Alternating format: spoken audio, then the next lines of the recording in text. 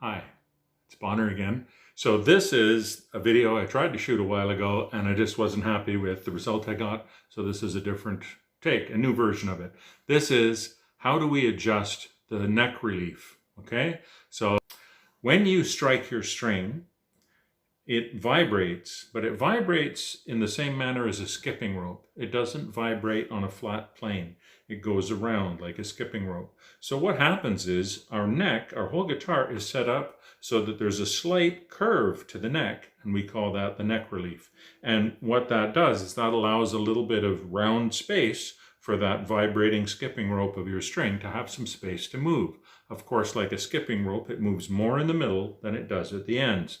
So what happens is because your guitar is made out of wood and you have temperature changes and humidity changes in the season, it's very usual for the actual flatness or curvature of the neck to change with the seasons, fall and winter. So what I do is I adjust my neck because I like to play with my action as low as it can be without making any growling or buzzing noises. So what I do is I check the relief on my neck and I adjust the neck of my guitars, all my guitars, every autumn and every spring. And I'm going to show you how to do the exact same thing yourself. Super easy. Come on over to the table and we'll have a look at it.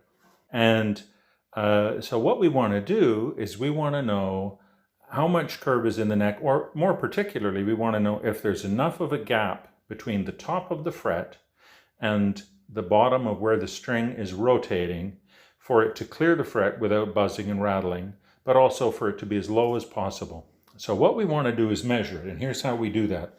We use a standard capo, which I have here, and I'm just going to put the capo on the first fret, and that's to pin the strings to the fret top, which is what I would be doing if I was playing. Okay. We're going to measure the gap around the 10th fret, and what I'm going to use to measure the gap is, this is a piece of wrapping from vidIQ. You can see it says vidIQ on it. This is a piece of wrapping from the vidIQ string pack. This is approximately 0.25 millimeters. Okay. The ideal gap for us on a guitar is approximately between 0.25 and 1 millimeters. But most people find a 1 millimeter string height off the fret is a little bit high.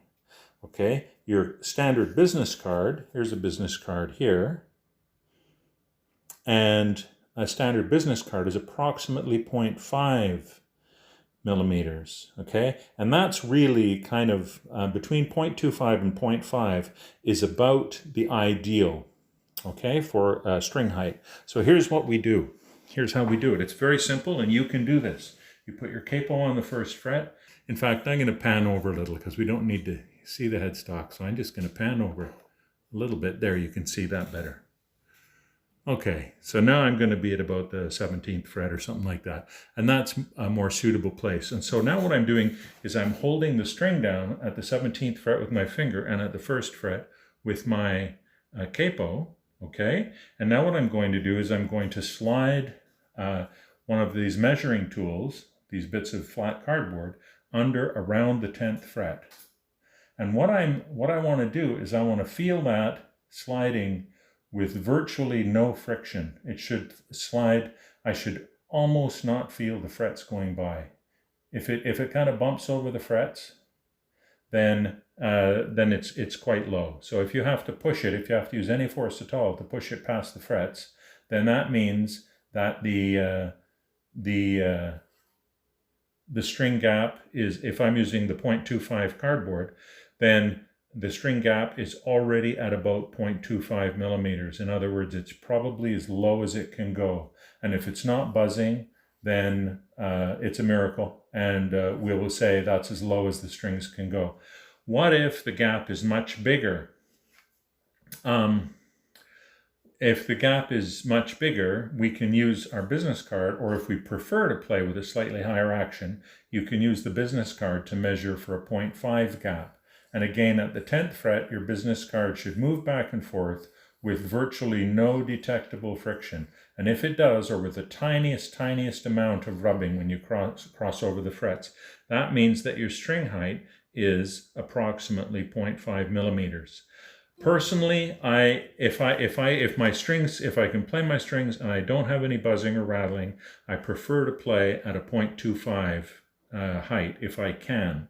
But what you have to do is you bring your strings down and then you play and try. If they're at 2.5, if they're at 0.25 and they rattle, then you have to relax them up a little bit. So how do we do this? What adjustment do we make? Well, here's the thing: is the strings are pulling your neck this way. You can see that they're pulling the neck this way. There's tension in between the bridge over here. Where's my fingers? There. The bridge down at this end and the nut at the headstock over there where the capo is. So that tension of the strings is pulling the neck into a bow shape, okay? And in order to counteract that, we have a steel rod in the neck called a truss rod. So what you can do is if your strings need to be, we adjust the truss rod to set the tension in the neck, which controls the relief of the neck. Okay, so if I need to flatten the neck, then that means I need to tighten the truss rod, and tightening the truss rod applies a pressure in that direction. It flattens the neck. If I need to add more relief, in other words, my strings are too close and they're buzzing on the frets, then what I need to do is I need to relax the truss rod. If I relax the truss rod, it allows the strings to pull more in this bowing direction like this, and it puts a little more curve in the neck, which gives me more clearance when the strings are rattling around when I strum them. There we go. And here we go.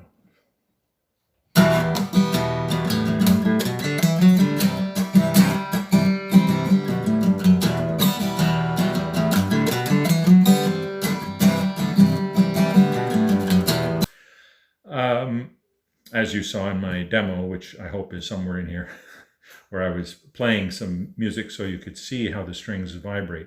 So how do we do this adjustment? Well, we do a couple of things. The first thing we do is we loosen all the strings off. Okay, so I'm going to do that right here, right now.